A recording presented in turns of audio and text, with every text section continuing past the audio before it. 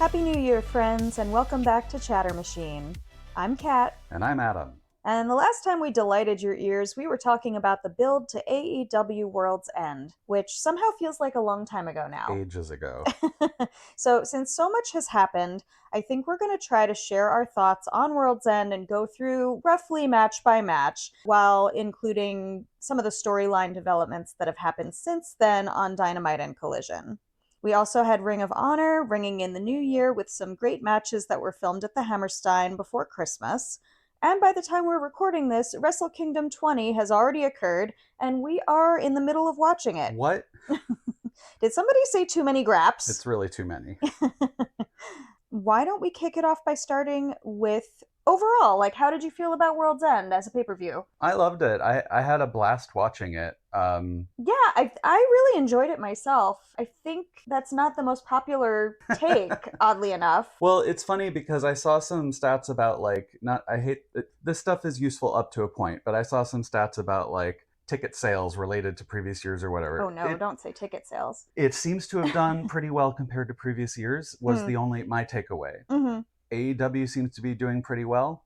Whatever people thought of it, I don't know. Certainly some people are very loud about what they think about things. Other people maybe just having fun and being quiet. So. I would say I enjoyed that pay-per-view a surprising amount. There were some things I wasn't expecting. There were some things I didn't like, but overall I had a blast. And I thought the match quality was pretty damn high across the board. Yeah. So I would say it compares favorably to some of the other stuff we've watched this year. Yeah, and yeah.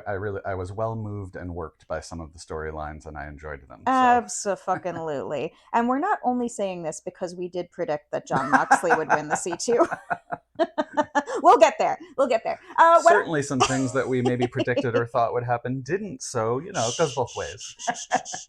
No. Let's not talk about that.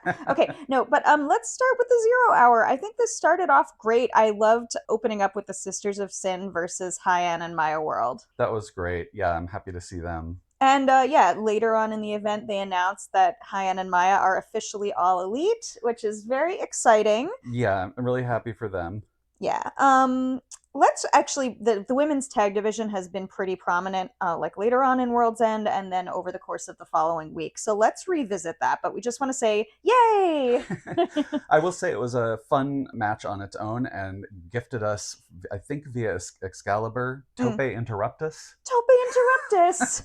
So thanks for that, I guess. Oh, Excalibur. Yeah, so then we did only have the 0 Hour this time around. We didn't do the tailgate brawl. So we had, I guess, fewer matches and more commentary. And I think there were two things, maybe I'm misremembering, but I feel like there were two things that weren't even announced until basically 0 Hour was airing. Yes, which really fucked up my picks. Screwed up our picks. Very annoying, but we'll go with it. We got Eddie Kingston versus Zach Gibson of Grizzled Young Veterans. This is the continuation of a feud with Grizzled Young Veterans. Sort of started, I think, on Ring of Honor. Yeah. And I'm still a little confused why this feud is happening, but that's okay. Don't ask too many questions, Adam. Grizzled Young Veterans are great. I've been enjoying seeing them with Isla Dawn. Mm-hmm. This match, Eddie Kingston won with a DDT, which he's doing great now. He's doing that now, and it's great. But he got choked out after, and just being sort of having a tag team feud with you in the first place raises the question, well, who's going to help you? Right. And the 0 Hour gave a big pop of Ortiz returning and coming out to help him. And I don't really know enough about Ortiz, so I don't have a lot to say about that. Right, yeah, but we've seen a few older matches with Santana and Ortiz, but I am not really familiar with Ortiz and Eddie Kingston as a team, just from not having gotten that far, digging back into the past. But yeah, this was a big surprise return. It was not a surprise to the Hammerstein gang, but we kept that shit in our pockets. True.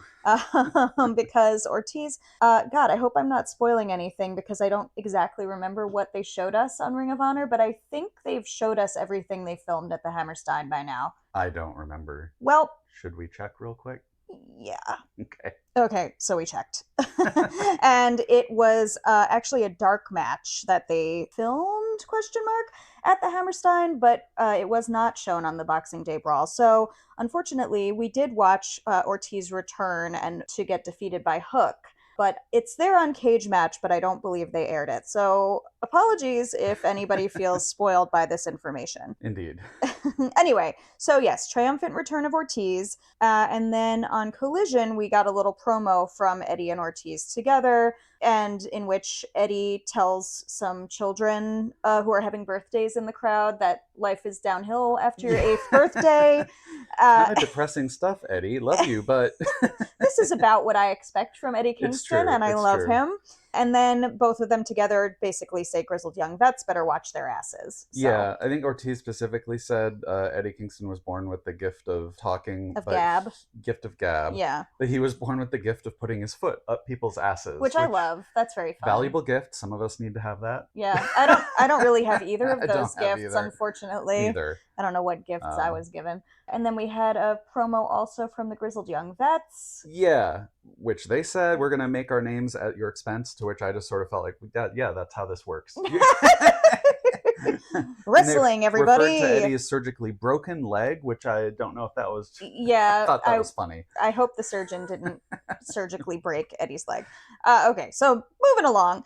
After that, we had a strange little tag match between Rocky Romero and Mark Davis versus Bandido and Mascara Dorada. How dare you, Rocky, come out to the RPG Vice intro without Trent? That was a little rude. Where's Trent? I mean, I guess it's kind of like just his thing, but where is Trent? It's not just his thing. Where's Trent? They're RPG Vice together. Anyway, that was rude. I guess there were no children for Trent to fight. I guess not. He only does that now. Yeah. So this was just a kind of a cute little one-off. I'm not seeing, like, the DCF story continues, obviously. Doesn't really involve Bandido or Mascara Dorada as yet again after this point. No. Okay. Yeah, they're doing other things, it seems, but certainly fun to see all these folks in action, and Dorada and Bandido are great together. So. Yeah, I mean, I think a bunch of people were like, where's Brody King? You know, and I'm like, well, I don't know. He's probably having holidays with his family. Yeah, probably. Bandido and they've been separate for a long time. They just happen to be together for a while, and you know, where's Brody? Wait and see. Yeah. We'll get to that. So back to the DCF, the next thing we got was a promo for El Clon with the Hacker Man kind of graphic intro and everything. Glitchy computer stuff. Yeah. 1995. I love it. Listen, that's speaking to me. Sure, certainly. So they announced that El Clon would have his in-ring debut on Collision. I'm hoping that this means Hologram can come back soon, but I see that they're just kind of moving on without Hologram. For now, I guess. Yeah. He has his debut versus Angelico. Always good to see Angelico. Don't really like to see him get squashed. Yeah, it is a little frustrating sometimes when folks who are largely on Ring of Honor these days just show up to get squashed. Yeah. We've saw that a couple times this week. Also, the giant C on El Clone's gear really feels like, I'm Tony Khan and I'm 8 years old and this is my drawing of my wrestler. Yeah, it's really fucking C for corny. It is really corny. I saw a thing for El Clone from that, from when he showed up on Instagram, and the comments were surprisingly mixed. There were people who were like, that C has got to go. And then there were some people who were like, that C is great. All right. And like, everybody else should basically go pound sand, like, haha, it's great. Sure. I'm like, okay. All right. I do still really like how he makes the hologram H with his fingers and then turns it to its side to make a C. I do like that. I think that's nice. Yeah. Anyway, so El Clone defeats Angelico and challenges Commander. And then later on in Collision, we have a TNT title qualifier match between Commander and Hechicero, keeping up the DCF theme a little bit, which that match fucking ruled. It was great. Both of they were like balls to the wall. Love them. Yeah. Lucha heaven, right? Yeah. Well, and I liked that it really like started out with a lot of graps. Like it just like it sort of, I think it's a classic thing. Like try the technical wrestler tries to keep things to the mat, and then eventually the other guy takes it to the air, and like. But it worked really well. No, it was interesting because Hechicero is like, obviously he's a luchador, but he has this very grappy mat focused technical style as well, or like that's more his concentration there. And I'm just thinking about that match versus Shelwa. That was Lee Moriarty and Shelwa. Sorry, I'm running away with this. Well, but I'm sure they have had a match, and it was probably wonderful. I'm sure we've we seen might them have seen it. probably on CMLL, Yeah. and we've been like, yeah, because they're both like such good pure graps guys. Anyway, Hechicero didn't need any help here from El Clon, but El Clon did run interference. I mean, I understand why we have interference. It makes the person who loses look really good. The implication that they couldn't have lost clean. And we will get to more of that talk in just a moment. But both of them fucking ball. And I'm really happy to see that Hechicero won this, partly just because I'd rather see him versus Mark Briscoe. Yeah, I'm really at this moment in time. That's going to be a really fun matchup. That match is going to rock. Yeah. And I believe it's happening this week at Dynamite? Or is it at Maximum Carnage? I don't know. It's happening soon, and I cannot wait. It's going to be good. And then, okay, so back to 0 Hour. The final 0 Hour match was JetSpeed and Jurassic Express versus The Demand and Josh Alexander. And here I am going, what is this combination of men? JetSpeed came out both wearing Kevin Knight's tights. Yeah. They were friends in similar tights. They were. That joke brought to you by the airlines that lost Speedball's luggage. Poor Speedball. Truly. So this match was really fun. I think more than anything that happened in the match itself was like it created a few new storylines sprouting from what was previously Barren Earth.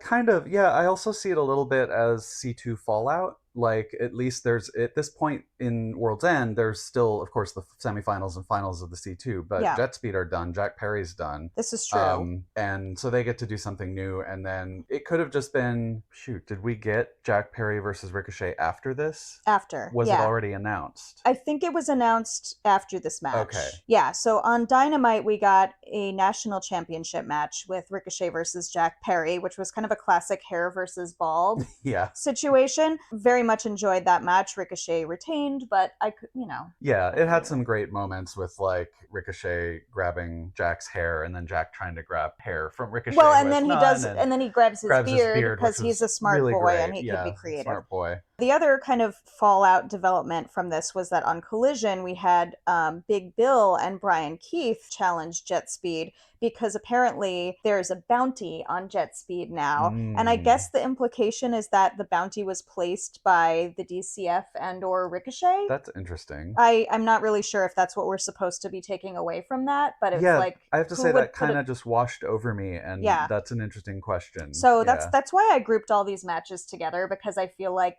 you're kind of building this thing. There's some collaboration between Ricochet and the Demand and the DCF. Yeah. And then you've got them targeting JetSpeed for some reason.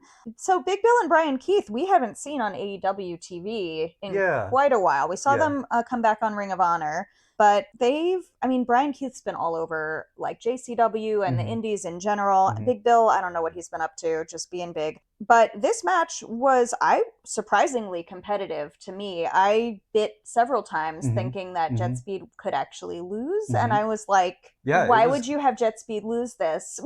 But it was a very hard-hitting match. Everybody looked good. JetSpeed did pull out the win. Yeah, it was good stuff. And I also really appreciate that Big Bill and Brian Keith are coming out with like unique intro now and not still sort of learning tree baggage. Yeah, and that's interesting because like we all have heard that Chris Jericho's contract just expired and there's all kinds of speculation about where he might be going, but nothing like that has been announced. But I just hope that the people who were kind of sucked into Chris Jericho storylines or the vortex, are kind of able to get out from that shadow and it's funny because every time I'm thinking about it, I'm not even thinking about whether or not Jericho's gone. I'm just thinking about like it's really better off for the two of them to be cut free of that baggage. Even if Jericho was literally coming back in 3 months, forget about it. Let it go. Yeah. These guys are better off without that. Agreed. If Jericho came back, he would be better off without that baggage. Yeah, well, in any case. In any case. And luckily Speedball got his trunks back. Yeah.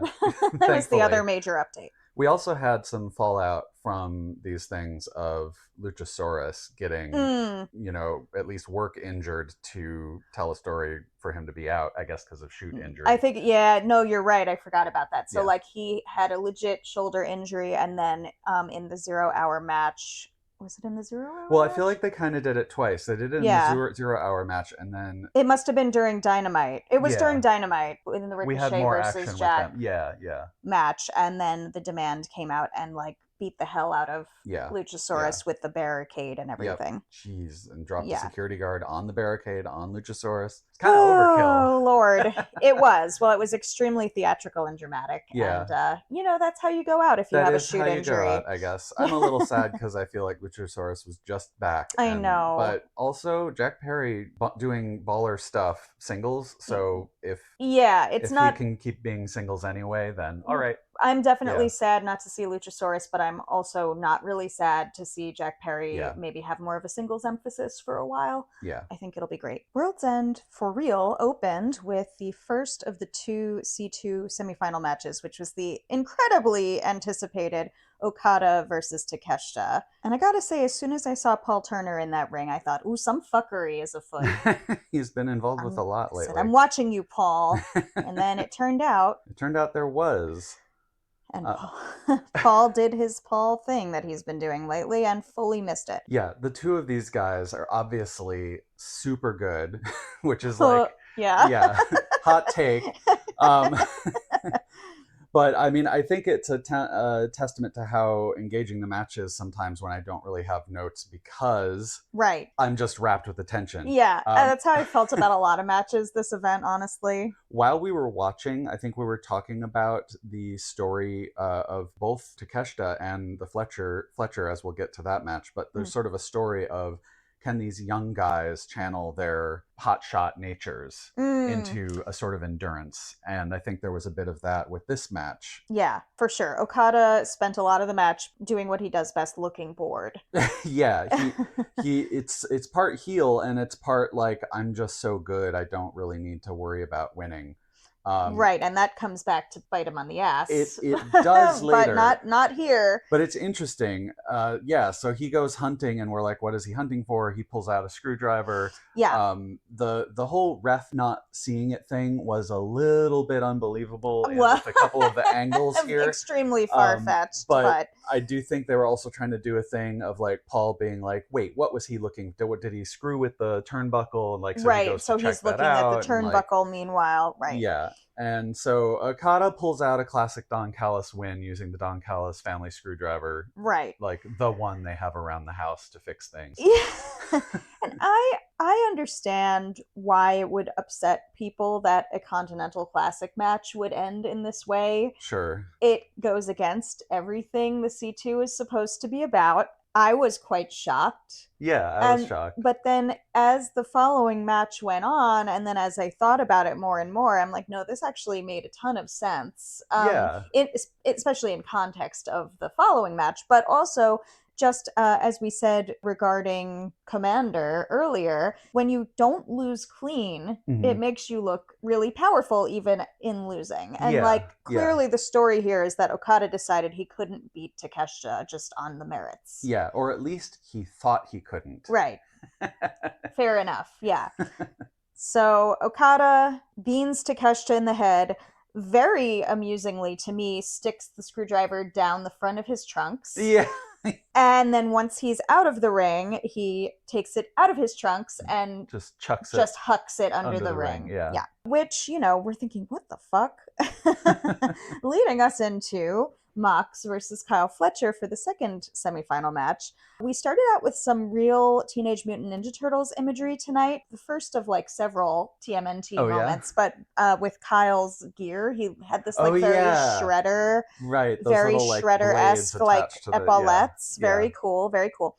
Mox breaking his tooth clear in half while trying to sell an ankle injury. Yeah. Was maybe the greatest performance of the night, because I can't even imagine the amount of legitimate pain he must have been in from his tooth, but he had to keep hobbling around on his ankle like that and selling that as the problem.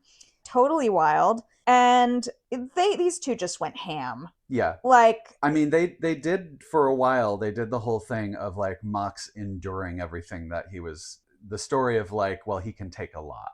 Right. Like Kyle was going ham on him, and for a while I was sort of like, oh, maybe they are going to have Mox lose this because of they're doing an injury angle. Oh, that sort of like, oh, I'm so injured. It's a version of the. No. I was thinking this injury angle is a baby face angle for Mox. That's what I'm. Surprise. Yeah, and I mean, I will get to it. It's like pretty complicated, the aftermath of all this, but Bryan Danielson giving us the story of the match in his commentary, starting out with, I don't see how Mox can win this, and very quickly turning to, hey, this is the Mox of old. Yeah, this Bryan Danielson is a fucking MVP on commentary this year. What an amazing decision they made adding him there. So interesting to have him be the one telling us what's happening with Mox. So at one point, Mox gets Kyle into the Bulldog choke. It was like the first time I think it was the first time there was like any real submission hold during the match. And the faces they both made. Yes. Just like a masterclass in having the two craziest faces in the whole promotion. Of course, a lot has been made of the avalanche, whatever the fuck that move was, where Kyle looked like he landed right on top of his head. Yeah. In slow motion, he really didn't, but it looked fucking crazy, and I hope everybody is truly okay. Yeah. But yeah, so the real thing was, I see Kyle exposing the turnbuckle, like connectors, not the turnbuckles themselves, but the cables. Yeah. And I'm going, what the fuck? And I didn't realize immediately, I did not realize, like, oh, Kyle's looking for his screwdriver that he put there, or that was like put there theoretically for him. Yeah, totally. My first thought was like, oh God, we're going to do this again? He's going to do it too? Yeah. And then it's like, oh. He's looking for his fucking screwdriver. And we don't know yet if Okada was supposed to know about the screwdriver or like how he knew about it, but the fact that like in the second match they give you the development that Okada actually stole Kyle's screwdriver and like Kyle's plan screwed over both Fletcher and Takeshita. It was such a huge storytelling swing, and I think it did get a lot of people quite legitimately upset. But I think it worked really well. Yeah, I mean, and we haven't even been watching that long, but we've watched older stuff, and we know that this screwdriver has a long lineage in the Don Callis family and has been telling a story as it goes along. Right. And the idea that Fletcher was desperate to find it, I mean, we saw him take the TNT belt with it, Right, and that Okada's such a jackass that he couldn't put it back, but he just hucked it under the ring well, fuck you. Fuck you. It's very... I will say also, and this, just an aside, these two guys are my favorite, like, cartoon sellers. Oh, 100%. And Fletcher was really going ham with his face while he was hurriedly looking for the screwdriver, like... Yeah, these two dudes, I can't. This and the Mixed Nuts Mayhem were my matches of the night. Not exactly a hot take, but really, what a wonderful match. And it could have gone either way, but basically as soon as Takeshita lost, I thought, no way is Fletcher winning this. Like, I thought, as soon as Takeshita lost, I went, Mox is winning the C2. And we had come to an idea that was at least a likely outcome, if not 100%. Yeah. Already, but like right before this match started, I was like, oh, that's what we're doing. Yeah. And then so it was very interesting to see how that unfolded in the semifinal match. And very satisfying emotionally to find oneself brought to the point of basically cheering in your living room for Mox to not tap out. Right? When just a month ago we were getting excited about going to Hammerstein and like doing a chant to ask him to tap out. Right. Look, this whole story about like baby facing Mox, I think a lot of things about that remain to be seen. So I'm not going to get into too much discussion of that right now. Like, I'm kind of waiting for shit to continue to unfold. I mean, there's some stuff we've seen literally just last night that it's getting very muddy based, like, compared to what I was thinking at the night of World's End. But that said, just the fact that the in-ring storytelling could bring us, who we got into AEW right around Double or Nothing this year. So could get us from like, oh, please God, get the title off Mox, to like, oh, look at Mox losing. We're so happy he's tapping out. Yeah, and then to have us leaping off our sofas cheering when he wins the C2 semifinal. Like, what? Yeah. That is powerful in-ring storytelling. Yeah. It was wild. Anyway, we will get back to the final. I think we're going to keep kind of going through World's End roughly in order. We'll get back to the Death Riders. But the pay-per-view gave us a break by shifting to the Men's World Tag Team Championship. Yeah, we had FTR versus the Bang Bang Gang in a Chicago street fight. The Bang Bang Gang came out. I think they were also continuing the Teenage Mutant Ninja Turtles theme. I was thinking that Austin Gunn came out looking like Casey Jones, but the Donatello comparison made more sense with the garbage can lid on his back. Very fun, along with the kendo stick. FTR came out, they hadn't heard it was a street fight. Yeah. I don't know who shows up to a street fight in your trunks. Well, let's say their branding is very strong. Yeah. They stick to that. Yeah. This match, honestly, this is the one where the in-ring storytelling had the least satisfying outcome to me. Yeah. I don't really get why they did things this way. And in our previous episode, we had said that we would kind of love it if people stopped meta booking FTR based on their expectations of like what's going to happen with Cage and Cope. Yeah. And I feel like that's really what we're doing here, and I don't like it. It feels like it, and it makes it... I probably said this in our last podcast, but I feel like they were doing some in-ring storytelling of the Bang Bang Gang learning FTR's tricks. Exactly. Like the last match they had, they specifically had Stokely come and do like a powder blow thing, but like he was stymied in that. So It's like, oh, we're learning your tricks. And we're gonna... Yeah, and you're showing the Bang Bang Gang actually beating them. And right. And for example, in the last match where Cash put Dax's foot on the rope. Like they both, like I think one time the Bang Bang Gang legitimately just beat them. And then you had the previous match where they should have won. Yeah. Except for fuckery. So you had this story going where the Bang Bang Gang was like learning, and then FTR just wins. Yeah. And it was like, why? What? You know? So just for me, I'll admit to being disappointed, partly because I'd convinced myself that this was going to be the culmination of that storyline. Yeah. I will say from my experience watching wrestling, like, okay, it doesn't, because there wasn't a culmination yet, doesn't mean we won't still get stuff later on with the Bang Bang Gang and FTR and I guess what I don't like about it is I feel like they're letting that story drop. Yeah. I could be wrong. It's not so much that I'm attached to my fantasy booking as it is like I feel like the Bang Bang Gang kind of deserved more than just taking up time and space, and now they're going to be dropped. It's the fact that people have talked about the meta booking aspect that makes it feel like, are we just spinning our wheels? Yeah, exactly. Like, we're just sort of like, okay, they can't do anything yet. I mean, I think feud. what made the least sense here is like, Stokely's going to interfere. Right. Right? Yeah. So where was Ace Austin? Right. Yep, that was my thought as well. You're a gang, right? So how come Ace wasn't there to at least like remove Stokely from ringside? If you've learned anything, it's have a friend. Right. To be fair, I'm glad they didn't, because that table spot was the funniest fucking thing. It was really funny. You couldn't have planned that better. Yeah. We thought the tables went into business for themselves at Blood and Guts. Yeah. But we had no idea what the tables were capable of. This table watched Blood and Guts and said, "Hold my beer." That it was really working hard there. It was. Well, and I think the other, this match was fun, and I do, I love to hate FTR, and sometimes I'm genuinely like, oh god, them again, but that they're I also like FTR. But I love them. They're good at generating that kind of heat and not really going over the line too much. Yeah.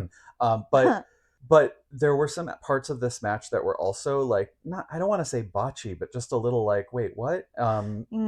Just maybe like a missed thing here or there. So I don't know. It just overall, it was kind of a messy match. Yeah, like there was specifically a spot of I forget who was launching themselves at Austin Gunn to go into a table, but they like kind of missed, and Austin just threw himself into the table. Yeah. Cash missed Austin, hit the table, and then Austin had to kind of like fling himself back at the table. It was a little like a mystery wrestling indie spot I've seen where a guy just throws himself into a table for fun, and it's like it was a little goofy. It's fine. These things happen, but it just overall, all the components for me left me a little bit like, all right, well, that was a match. Like, why did we do that? Yeah. Also, the fact that, speaking of Ace Austin, so we had him on Ring of Honor, and he's been on Ring of Honor talking about challenging for the Ring of Honor title, and then so Rocky Romero was like, but first you got to go through me or whatever. But it's like, why are you doing that right now, Ace Austin? Your team needs you.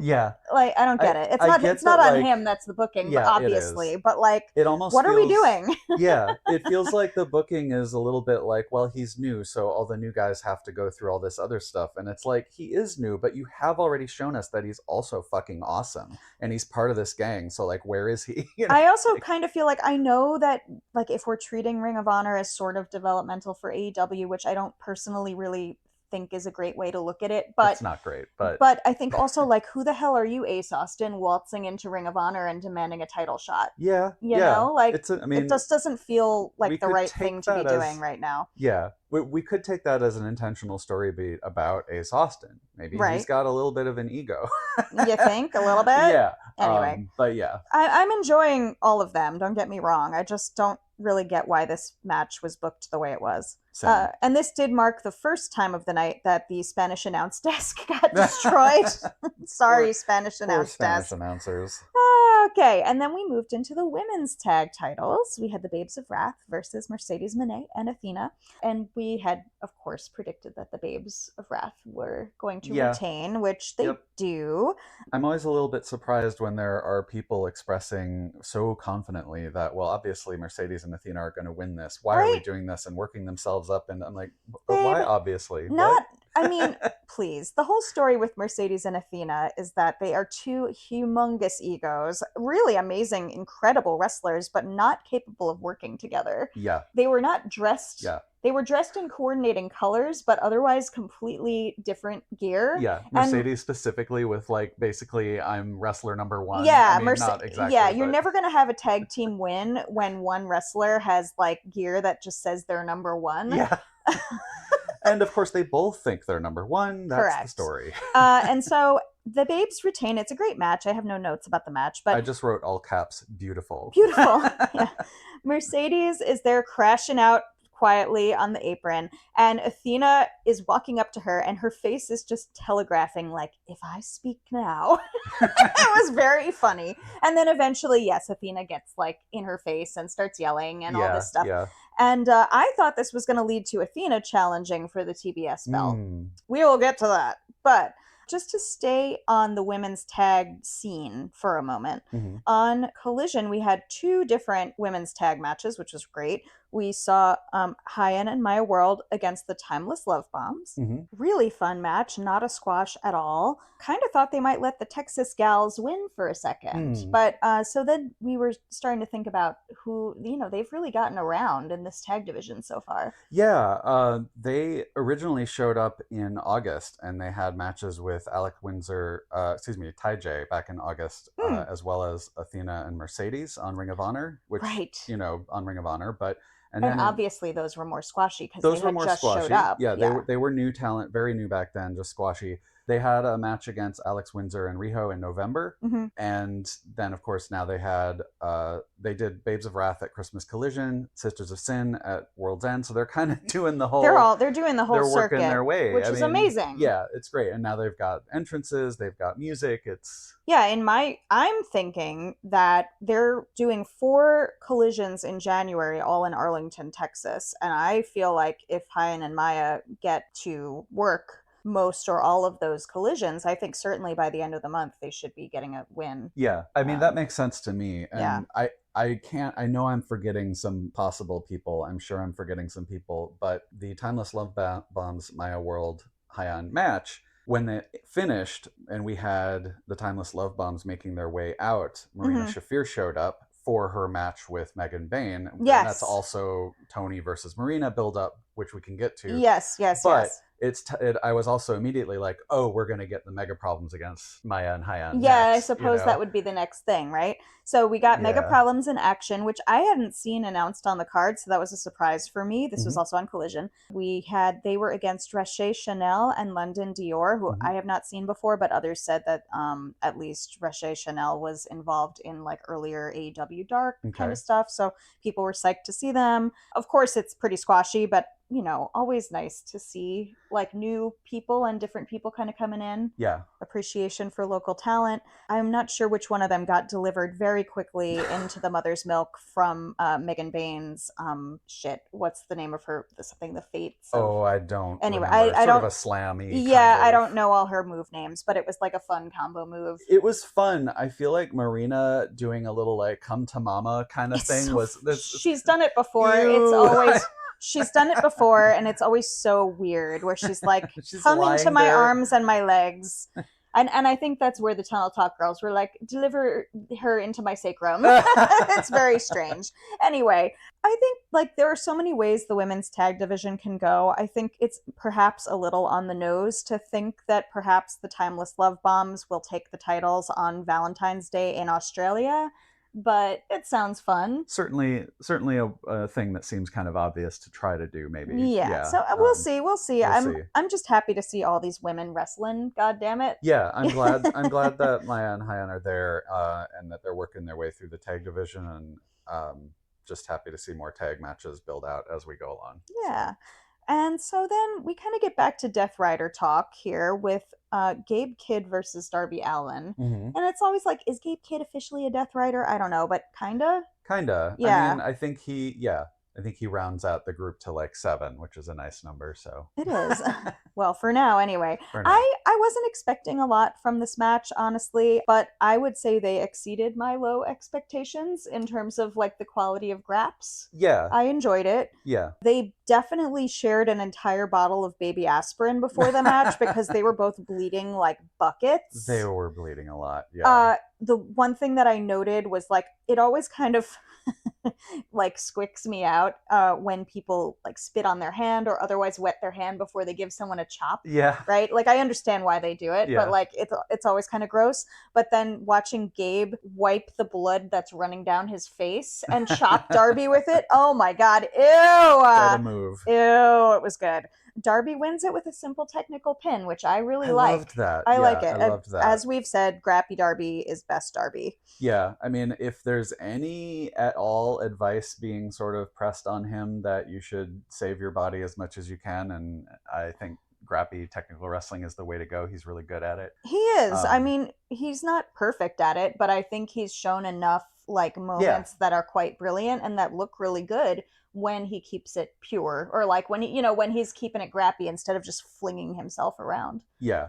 Then so that was followed, just to follow that storyline quickly, we had a promo on Dynamite where Darby was saying like, I gotta go through all the Death Riders and I just didn't beat Pac, because that was from Full Gear. Yep. Which like we could talk about that match. I kind of want to revisit that match a little bit. It was beautiful. In the context of Mox having tapped out and then going through this whole C2 experience where he sort of seems to have rethought how he wants to be a wrestler. And then when you look back at that match with Pac and Darby from Full Gear, where Darby got Pac in the submission hold and Pac signaled for help from the Death Riders rather than tapping out. Listen, before we go down the road too much with like what's going to happen with Mox, I need to see what Pac does. I will be very interested. And he has been taking presumably a lovely holiday break with his family, which I'm very happy to hear. But so that, to me, that's going to tell more of the tale. Yeah. Mox is, at least in terms of the C2, seems to be enjoying the way a lot of the wrestlers in AEW have risen to the occasion of Death Riders and improved themselves. Right.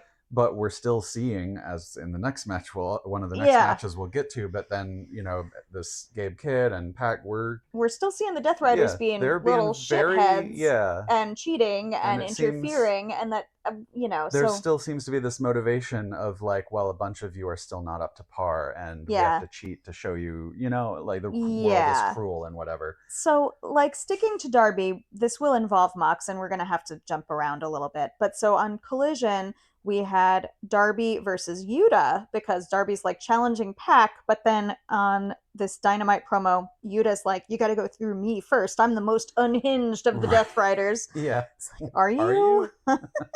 Listen, just because you lube up your hair every night doesn't mean you're the most unhinged. Anyway. You certainly get the most fuck yous, but... So we got Marina at ringside, and we got Mox on commentary, muddying the waters in a beautiful way. Mm-hmm, but also like a nice kind of semi-pure style grappy match. I would love to see Darby and Yuta rematch. Yeah.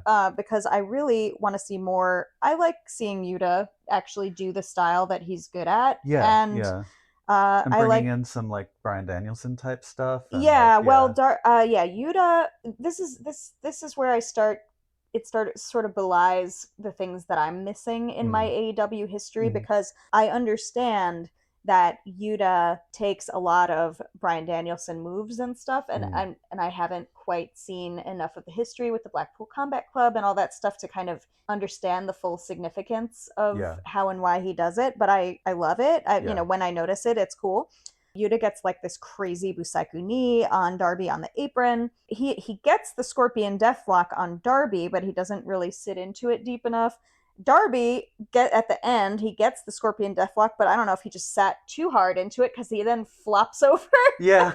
A little bit of a botch, and unfortunately, I think that's why Yuta had to kind of tap out immediately, because otherwise it would have looked really strange if they were just lying on the mat together. Or if he like made him do it over or something, it would have been dumb. So probably the better instinct was to tap out immediately. But I would love to see a rematch between these guys. I think I want to see more Yuta actually working. I also thought the ending of this match was really surprisingly interesting, in the sense of like, we're telling a story about Darby here as well, as much as the Death Riders. And first of all, his like notion that he needs to beat all the Death Riders, I think the story we got around the I Quit thing was he needs to like beat Mox, and now he's expanded his story of vengeance to, wait, I need to beat all of you. I don't think we know what he thinks is going to happen if and when he does that either. No, I know there's a little bit of a like, really, Darby, one more hit of vengeance and then you're free? Like, how many you're gonna want he's more? He's so full of shit. He's a little bit full of shit. And he's also, well, we know he's a little bit unhinged. That's his character. But finishing this match with a little bit of extra panache by sort of pinning Yuta, but then breaking the pin himself by lifting the hair up, being like, I don't just want a pin win, I want to make you tap out. Right. And going into that move. Right. And that was after he did 2 coffin drops. Right. So we're getting a mix of like the big fly splat, I'm gonna bomb you and I'm gonna grap you. And I want to make, I don't know, it's an interesting. I think it's a good look, generally speaking. And I'm still like, okay, are we just gonna have Darby join the Death Riders? I don't know what we're doing with the Death Riders. Anyway, the best part in my mind was Marina interfering, Stephon Smith trying to throw her out, and she's doing her like, no, I'm not leaving, no! Like, she's throwing her tantrum for long enough that Toni Storm runs out in her smeared lipstick and sock feet to come murder her. He's like, no, you're actually going to leave. I'm going to make you leave. And in true Death Riders fashion, Marina's fit is itself a distraction for Danny to come in. Right. And try to interfere. Of course. Which doesn't work, but they're trying. And so now we've announced that we are going to have a Marina versus Toni singles match. Yes. I think on the next Dynamite, and Mox is afraid to attend. Yeah. He's such a joy on commentary. He is. I don't know that I want to be there for that. Getting back to World's End, this brings us into Mixed Nuts Mayhem, which this match made all my dreams come true. It was chef kiss, feminism in action. Yeah. It was everything I hoped it would be, basically. When we talked about it last episode, I was just saying, I hope it's actually mayhem. Yeah. And it was. And it truly was. Yeah. It also, like, in the midst of this maybe babyface story about Mox, I thought kind of the biggest point of this match was that it really showed how much the Death Riders were not turning face. Yeah, yeah. Like, Briscoe, you're showing Mark Briscoe being too much of a gentleman to hit Marina, and you're showing Claudio going out of his way to try to get a running uppercut on Toni Storm, which is like, what? Which we all want to see also. We do, but like, you know, I think of Claudio in particular, like, of course he's a Death Rider, therefore he's a heel, but like, I think of him as kind of a more stoic, semi-honorable character. Yeah. So the idea that he would be running after Toni Storm specifically to try to eliminate her from this planet is very funny.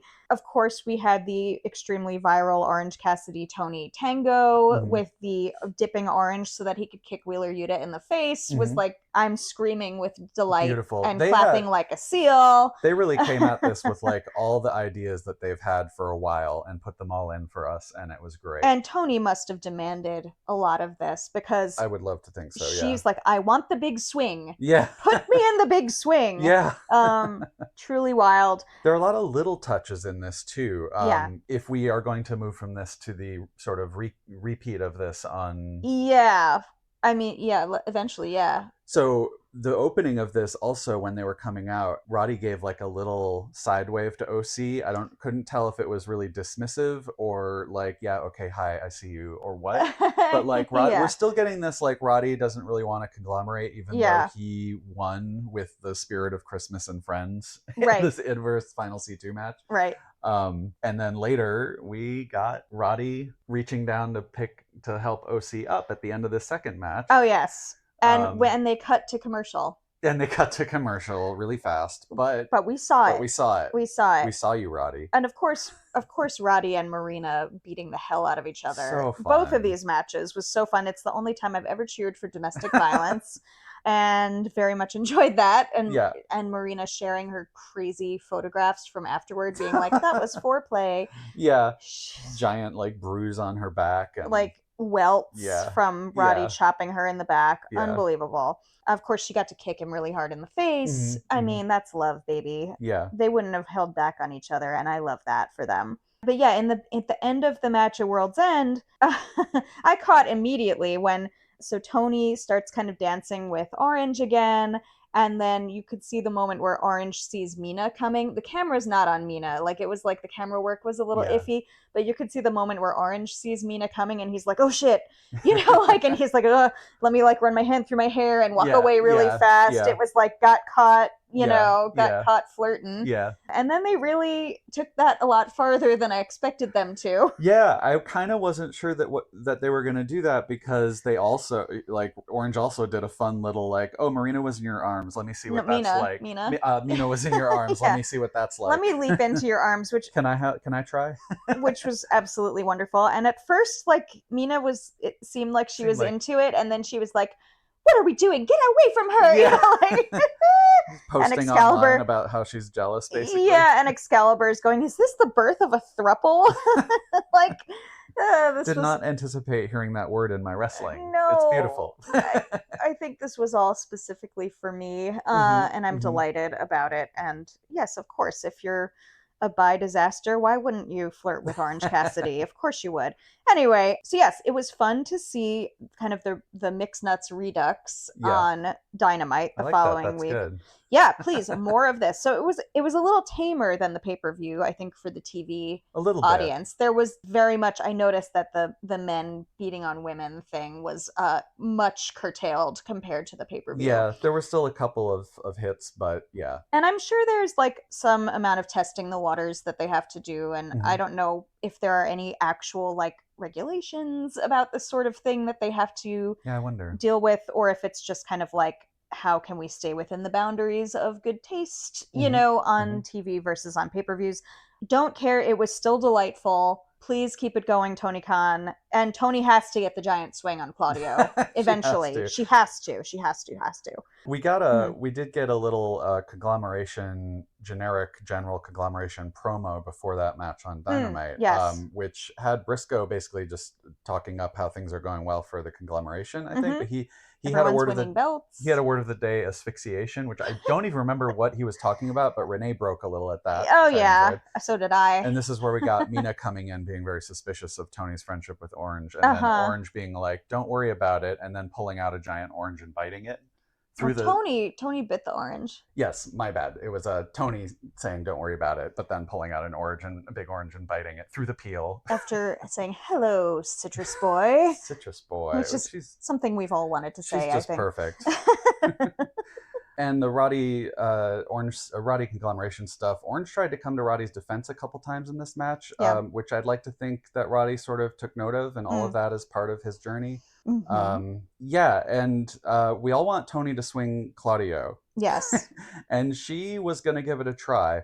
She did. Claudio gave a really solid look back at the ring. Yeah, so at the end when he's looking askance back toward the ring, it's not immediately clear what he's looking at, but then when they showed it, some people were saying, "Oh, he's looking at Roddy, like to try to get him to join the Death Riders." Yeah, but like, that doesn't make any sense. He was looking like that was trepidation in that man's eyes. Yes. And then when they cut to who he was looking at Toni Storm. Absolutely, he is afraid of Toni Storm. Yes. I mean, one might even say he's attacking her up front in the original match because he knows who's strong. Exactly, he's trying to take out the greatest threat, and the greatest threat is Toni Storm. And this is the most fun thread I could possibly imagine.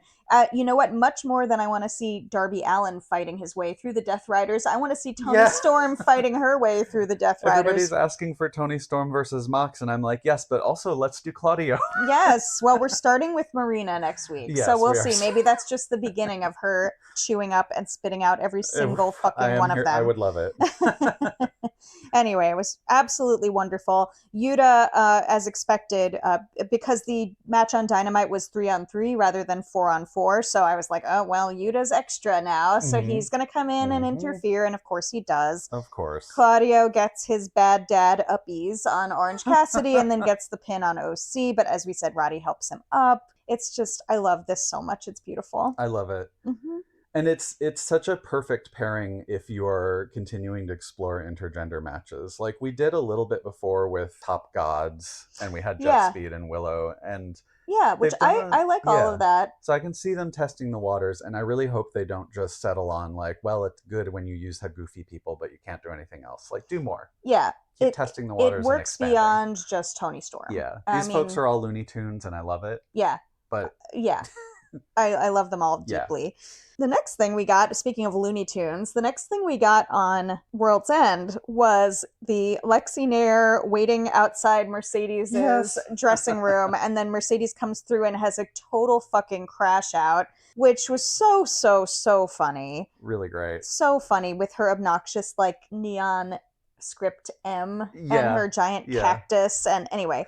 Her little rage room. The rage room. I was kind of hoping she would pick up the cactus, but anyway, you can't get everything you want. And this is where they set up for Willow making the TBS title challenge for New Year's Dynamite, which was awesome. I appreciate the touch of Mercedes basically offering this, but like she's just desperate to prove herself because she just got pinned by Willow.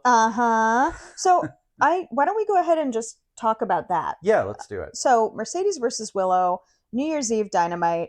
As one of our Blue Sky pals said, these women main evented the entire year. Yeah, it's a good way to put it. I was happy to see women main event Dynamite, but especially when it's the final one of the year, you main evented the whole year. Fantastic match. I'm so happy for Willow. I was very surprised that they pulled the trigger on this now because, like so many others, I was expecting Mercedes to hold on to that TBS championship until the bitter end of like losing all her belts. But I love that they chose to do this now, and I think I was also surprised because I didn't think Willow would win a singles title while also holding the tag team belts. But you know what? Swerve me. You know what? It was great. Like, I'm so happy to see Willow winning. And I want to see her defend the hell out of this title. Yeah. And this match was so good. They were countering each other's moves and like things that you recognize if you've been watching. It's just, it was beautiful. It was telling a story. It was really lovely. Now that Mercedes dropped the TBS belt, I was thinking, okay, well, what is actually going to be the last belt she loses? And it occurs to me that one of her belts that she keeps displaying is from the Owen. Mm-hmm. And it's not really a title, the Owen belt, but it's not a title, but she can't claim to keep it once somebody else wins the Owen. Yeah. So I'm thinking maybe that will be the final belt that she loses. Yeah, that during on this like belt collector run, which would mean like in the meantime, Mercedes Moné has to storm the indies and the international scene and just like drop everything. Yeah. But like there's a good amount of time between now and then to keep it going. Yeah. Anyway, can't wait to see what happens. Just fucking love it. It was such a nice cherry on top of the year. Yeah. It would be interesting. I'm just thinking of this now. If the Owen is also earning you a shot at the world title, correct, right? Yeah. So it's interesting because I feel like people are hooked on the idea that, well, she's going to win the women's world title at All In. But I'm like, if she doesn't win the Owen, she doesn't have a shot. I don't know. I think that's way too soon. I agree. I don't think that's. I've read that. People, I think it's too soon. We're going to talk about. We're going to talk about this more with the men's title scene a little later because there's a lot more telegraphing happening with the men's title scene. But frankly, I think a lot of people's all-in predictions are absolutely fucking insane. I agree. Yeah. If you think Mercedes Moné is going to lose all her belts and then immediately win the AEW Women's World Championship, like what are we doing? I mean, she's got. It feels like a rushed storyline for that one. I mean, look, I suppose it could happen, but she would have to win the Owen. Yeah. And that seems fast. Yeah. It just doesn't. Maybe next year. That's how I would do it. Sorry, Mercedes. Look, that's our thought. I mean, she's doing this for a reason. Yeah. And I'm not booking, obviously, but maybe I should be. Okay. Anyway. Okay. Let's talk about the Women's World Championship match from World's End.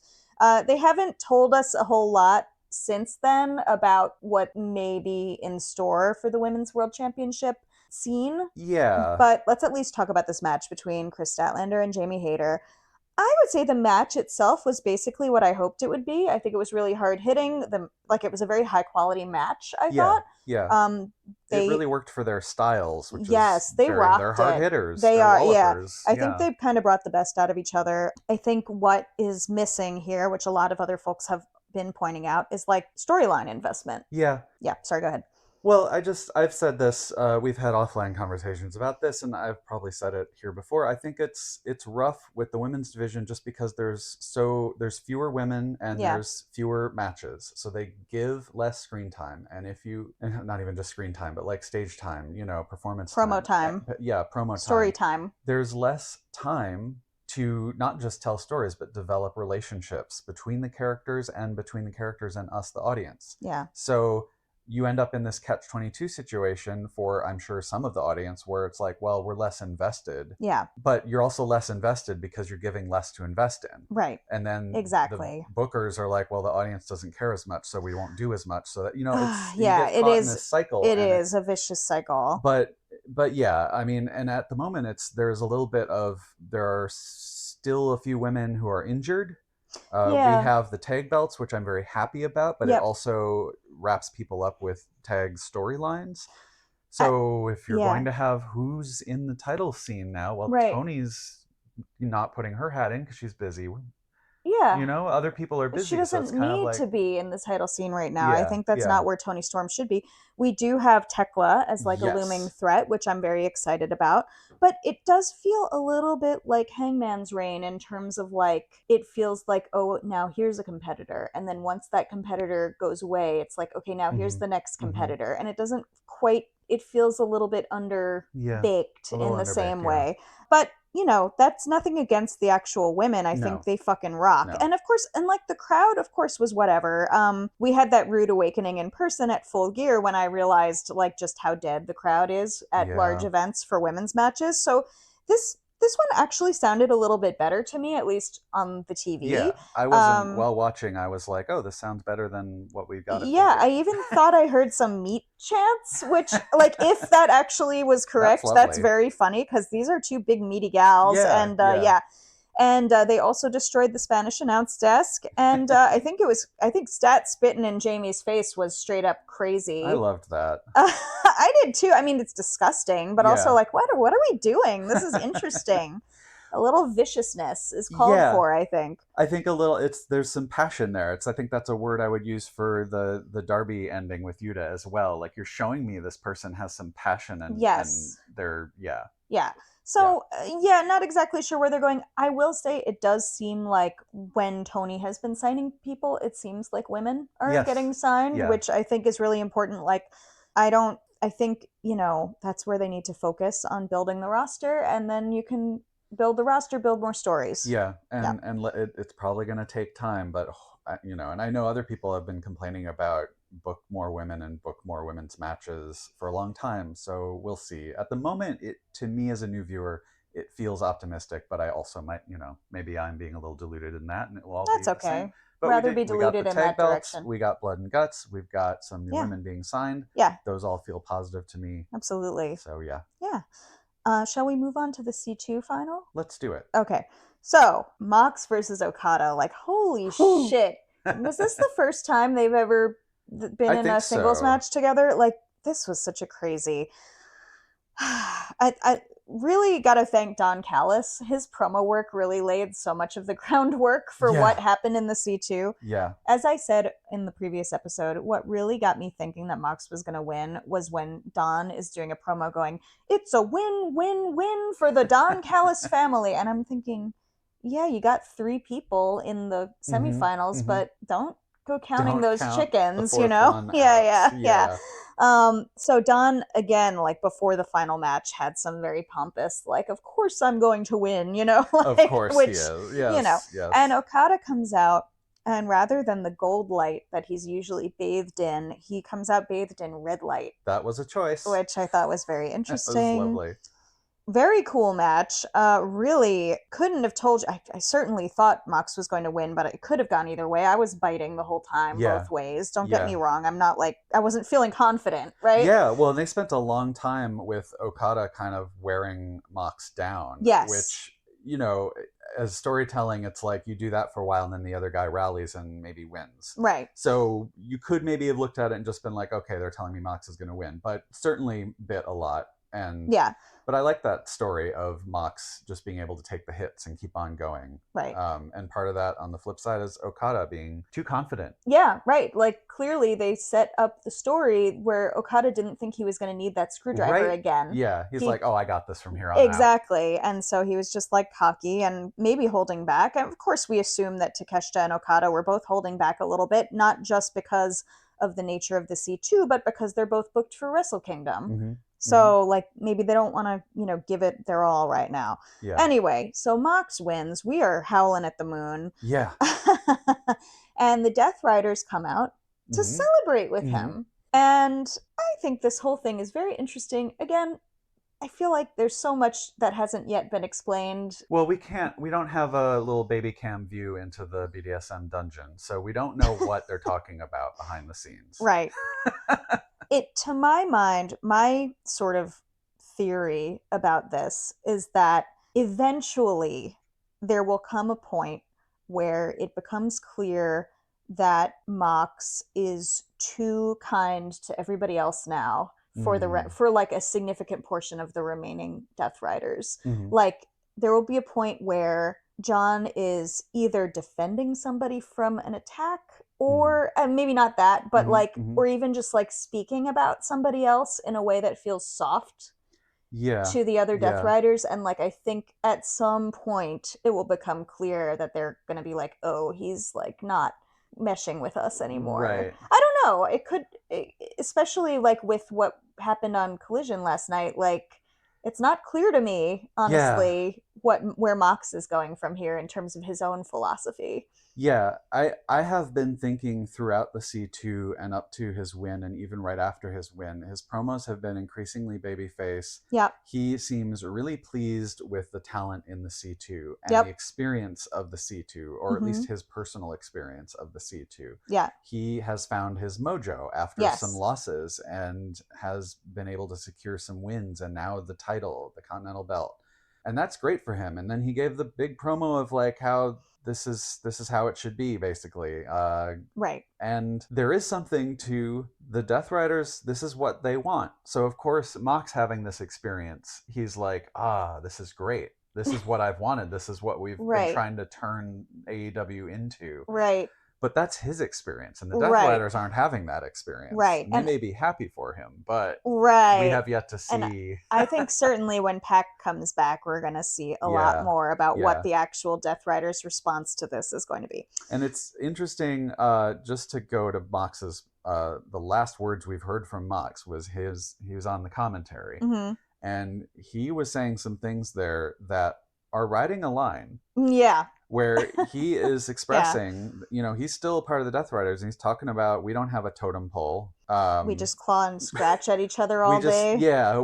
And then answering some questions saying about the C2 and how the vibes are, basically saying, we'll match the energy of our opponents. They want to play dirty, we'll play dirty. They want to keep things on the level. And then he changes the subject to talk about like Danny or something. Yeah. And it's interesting. What if Mox? What if they want to keep things on the level? Like the conglomeration is not playing dirty, and yet you're playing dirty with them. Right. Or at least your teammates Darby's trying to keep things on the level in the very match you're talking about. Yet Marina and Danny are trying to interfere. And so what are we doing? I for one, and I've said this many times, I'm happy to have this story stretch out as long as if they want to edge me with this, they can. I like it. Yeah. I am not impatient at all. Yeah. So, but let's talk about after the C2, we've had one Continental Eliminator match so far, and we're set up for another one. So on Dynamite, we got Mox versus Josh Alexander. And I like to think, so I was kind of saying, what is the Continental Eliminator match? I've never seen one of those before. I don't really know what they mean by that.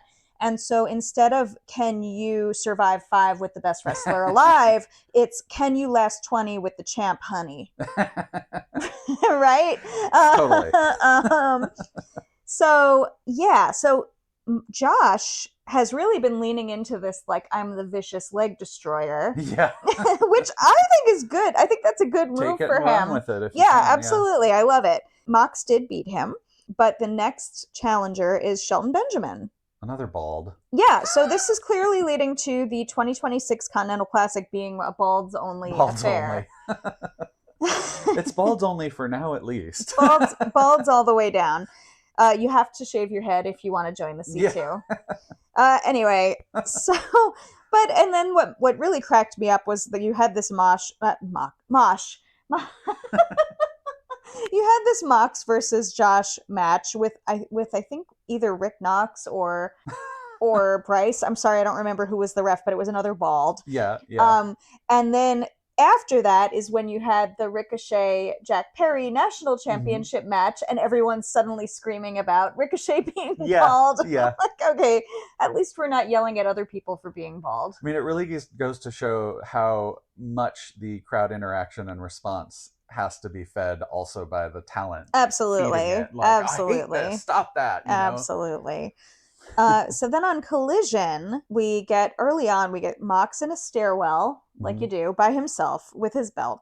And he's hyping up the C2. He's talking about what a great challenger Shelton Benjamin is. And he's accidentally like knocking his belt off the steps, making me laugh. But that's the thing. He's talking so excitedly about everybody. And at some point, the Death Riders are going to be like, no. Yeah. It's interesting because we also on Dynamite got a Mox inviting the Hurt Syndicate and some of the other Death Riders were with him at that point, and Claudio was talking about being masters of the craft. This is where where Yuta talked about his match with Darby coming up. Right. I don't know. It's interesting to me that they are still together. Yeah. Yeah, very interesting. I kind of want to see what's happening around the kitchen table at the BDSM dojo. Yeah, and Danny laid out the mission statement for Death Riders, saying 2026 is Death Riders against the world. Okay. Will that include Mox? I mean, Mox feels like he's feeling like very much part of the world right now. Yeah, right. That's his whole vibe at the moment. Thing, yeah. So we'll see. We'll see. So Shelton Benjamin had sort of a setup match for his match with Mox. He was supposed to be against Scorpio Sky, but I guess he wasn't cleared, and so they brought in Dante Martin. Mm-hmm. This was on Collision. Really, I was happy to see Dante Martin. Yeah. MVP talked a lot. I really don't like, and I know it's like their whole shtick, but I just wish MVP would let either Bobby or Shelton fucking talk ever. Yeah. Like, this is like, okay, MJF's back, MVP's back. These guys are just fucking yapping on the mic. Yeah, we'll get to MJF, but but like, I feel like in the time that we've been watching, I haven't even been given a chance to have a thought about whether Shelton Benjamin is like good on the mic or not, because it's always MVP. Well, he never even has an opportunity to say anything. I know, that's what I'm saying. Like I feel like in some cases there's a strength in, like, I think Kris Statlander would do well to have like a hype person. We've said that a couple of times. That can be someone who talks for them or talks a lot as well and such. But like, I also don't want someone backs them up. Yeah, backs them up. It's kind of tedious after a bit to have like, well, it's only MVP talking, Like, okay, well, who are you? Right. Shelty B. Shelty B. The craziest thing about this match, and it happened during the commercial break, but thankfully for Triller, we caught it all, but was Dante Martin getting knocked out of the ring and then deciding to, MVP said, oh, you could stop now, Dante. You could give up. Yeah. And Dante instead takes the mic and goes, hey, Shelton, my mama didn't raise a bitch, did yours? Which is like, holy shit, Dante. Do you want to die? And then they did play that back in replay. Yeah. So, but yeah. Was... Damn, Dante, didn't know you had a mouth like that. Anyway, so, a little fired up, right? And it got Shelton a little fired up too, naturally. So they're setting up for this match with Mox, which I'm frankly quite looking forward to. I hope MVP doesn't talk as much this week, because I feel like Mox and Shelton can kind of speak for themselves by their in-ring work. I would appreciate that. We'll see. And back to Josh Alexander for a moment. I didn't really know how to relate this to anything because it was a very strange promo, but like Josh Alexander and the rest of the Don Callis family had this weird behind-the-scenes promo that seemed less about the Continental title qualifier thing than just about the DCF beating people up and being fired up. So you had like, they're all basically beating the crap out of various local talent. Like Lance Archer puts one of them through the ceiling. That was fun. Hechicero's there. Like, everybody's there making, Trent's not there, of course, but everybody's there making a mess, basically. And what I liked about it was Josh delivering the whole thing while holding someone in an ankle lock. That was great. Like, if this is where he's going with his character, I support it. Yeah, that's a great, like, villainous gang leader kind of thing. His eyes were a little crazy. It was beautiful. I think this is a good move for him to make himself a little more interesting than just being like, I'm a good wrestler. And I think some of that promo kind of, again, washed over my brain because there was a lot going on. What I mainly got from it was that when certain members of the Don Callis family are excited that some of them are getting matches, they just go beat up people. Yeah, We got to get out some of our energy. Clon has debuted. Hechicero's got a match coming up. We're just going to beat up people. Find me the Ring of Honor roster. Yeah. Like, okay. Let's kick their asses. Time to cause havoc. Yeah. So as far as World's End goes, that basically brings us to the Men's World Championship scene, right? Yeah, except we did forget one important thing about the TBS title match between Mercedes and Willow, where we rounded out the year beautifully with Willow taking that title off Mercedes. Right. And then her friends, Orange Cassidy and Harley, came into the ring to celebrate. Yes. And then somebody else came into the ring. Kris Statlander shows up, and there's a moment of tension. And they hug. And they leap into each other's arms. Get the best friends camera zoom. Oh my God. OC and Chris are in the ring. I know. Yeah. It was just... And Excalibur said you got to give the people what they want. You got to give the people what they want. It was just a great end to the new year. I mean, the match result itself was great, but that really... really a seasoned cherry. it perfectly. And Yes. I already said this match was the cherry on top, but that was the cherry on the cherry. It was. Okay. All right. So now for slightly like, I don't know, different vibes, let's say. Let's get to the Men's World Championship. We'll talk about what happened at World's End, and then we'll kind of talk about like where are we going with this. Okay, so we had our 4-way championship match with Samoa Joe, Hangman Adam Page, Swerve Strickland, and MJF. We all knew this was happening. I thought Joe was going to retain. I had hoped that. Yeah, so I admit that, I didn't exactly predict this outcome, but a lot of other folks did, and I get it. I get why. I think they were telegraphing it quite clearly during the match itself. Yeah, I don't know. I bet a couple times on a few different possible outcomes. I feel like we've seen matches where... Sorry, did you want to say something about that? No, go ahead. It's just that Hangman and Swerve, they're clearly telling a story about Hangman and Swerve not seeing the forest for the trees. Yeah. Like, they spent so much time and energy on each other. Yeah. In, like, an erotic way, and also in the, like, we have to fight each other way, that it was like, oh, this doesn't bode well. Yeah. Like, you guys need to focus on the real challenge, like, the real threat, not each other. It's like they respect each other, but they kind of are still just like, well, okay, maybe you're all right, but we're here so I can win the title. Yeah. You're here so I can win the title. They really wore each other out very quickly in this match, and I was like, uh-oh. Yeah. Well, and the real capper for not seeing the forest for the trees is when we end up in a position where Samoa Joe gets MJF. Yes, in the Coquina Clutch. Right. Yeah.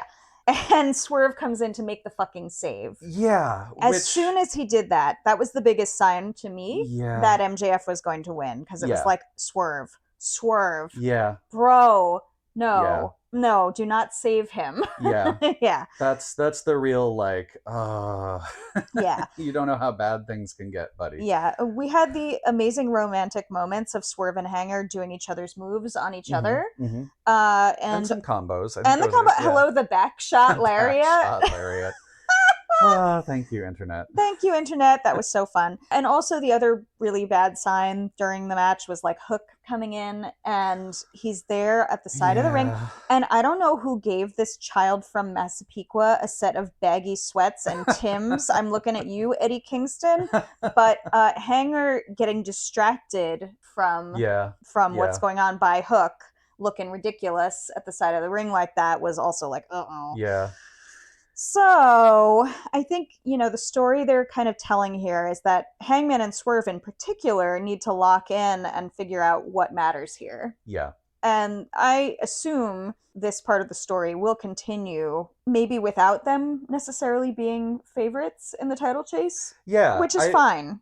I just hope they're going somewhere with this in the storytelling sense, And I think actually... after World's End, the promos we got on Dynamite and the developing story, I'm feeling pretty hopeful that they do have some good ideas for where this is going to go. Yeah, I'm very interested in a storyline of Hanger and Swerve being infatuated with each other and having sort of lost sight of basically the rest of the locker room, to put it one way. Yeah. Like, having MJF or anybody sort of be a terror who has the title and they can't win it because they're just too distracted. Yeah. Mainly because I'm interested in their chemistry together, and that chemistry together with them as equals is probably the most valuable way to explore that. And I think it's also telling that they keep coming out wearing chains. I think the chains have a symbolic meaning as well as just being like a cool looking weapon that they could use on their enemies. Yeah. I think there's something to be said for these guys are wearing chains. Yeah. And something is holding them back. And that's from greatness because they are too distracted by each other and they're getting lost in the sauce. Yeah. They are in a little bit of denial. They're talking about the worst men will win the title. You can't both have it, right? I know.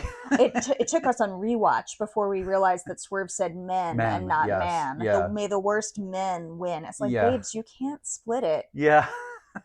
I mean, I'm ready for a long-term story where one of them is willing to sacrifice so the other can finally take it off someone. I just also hope that we don't fucking have MJF holding the title till All In. It's 8 months. It's too long. Yeah. So that was that's honestly, like, that's the internet, right? Because no, I know. Because you and I watching this, I never would have had the thought, like, oh, well, MJF's definitely going to hold on to this for the next 8 months. Like, to me, I never would have even had that thought. Yeah. But it seems like a lot of people on the internet have that thought. And so I've been, like, reacting to that. Mm-hmm. So let me say, it was quite a relief and a surprise to have Kenny Omega pop up on Dynamite. So MJ, we opened Dynamite, the first one after he wins the title, with MJF, his new ugly ass belt. Mm-hmm. Like, I don't understand what the point of that was, but MJF's talking. We actually set a timer. We had a stopwatch going just to be like, okay, how long is he going to talk? Yap? And he only yaps for about 3.5 minutes, which I think is fine. It's fine. And he didn't say any slurs. Or, he didn't do anything really gross. So I'm fine with that. And then the first person to interrupt his promo is Kenny. Mm-hmm. Not in person, unfortunately, but he comes in on the video. And Kenny is just giving a little thing. And it's kind of like, it's not even personal. But he's just basically saying he thinks he has another championship run left in him. Mm-hmm. And I'm like, oh, thank God. Yeah. Because I wasn't necessarily expecting that from Kenny, especially not at this time. Yeah. And I think kind of whatever Kenny Omega wants is what he's going to have. If he wants a title run from this date to this date, I think he will get it. Right. Right. So that was like kind of a monkey wrench in all of the thoughts I had personally been having about how all of this might go. Mm-hmm. And we'll get to that. Like, I have like a slightly kooky prediction that, well, it's not really, but whatever. Anyway, so MJF, after Kenny's little video, MJF continues for a little bit. And then we get Hanger and Swerve. They come through the crowd. They're wearing their chains. And then they start beating on the security guards. Which, like, I'm also kind of like, guys. I am, frankly, a little bit nervous about, like, how they're supposed to be perceived by the audience at this moment in time. Like, I don't know.